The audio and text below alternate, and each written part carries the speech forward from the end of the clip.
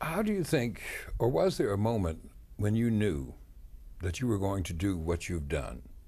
That rather than just having a church and being a pastor, and who knows where that church might have been, that you were going to pursue a life of social activism? Was there a moment when you knew that was going to happen?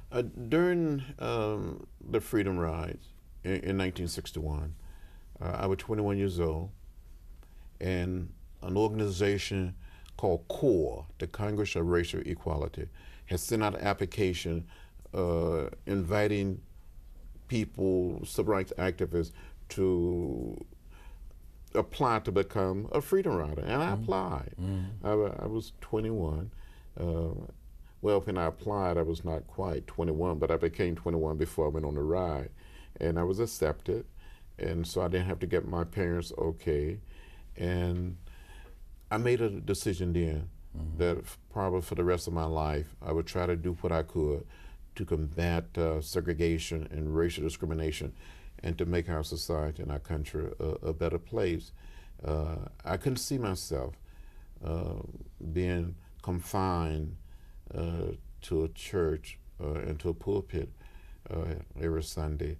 That was not what I wanted to do. I thought my calling was something else.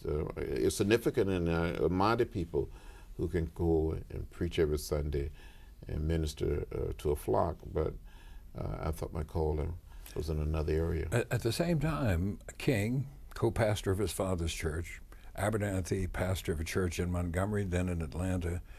So here are two men who find ways to combine the regular job of being a pastor with this social. Did that ever enter your mind? It did enter my mind the possibility of being a pastor of a local congregation, but it was not my calling. It was not.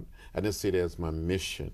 I saw my mission as a full-time, complete activist. You know, during those years, I was literally married to the movement. That was everything. I remember, and sometimes when I think about it and look back on it, I was very quiet, and you knew that. I was very, very quiet.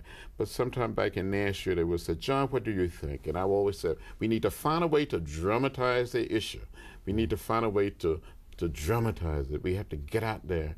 And even as chair of the Student Nonviolent Coordinating Committee in some of those meetings, I said, we got to continue to push. We got to continue to pull. And I believe that today.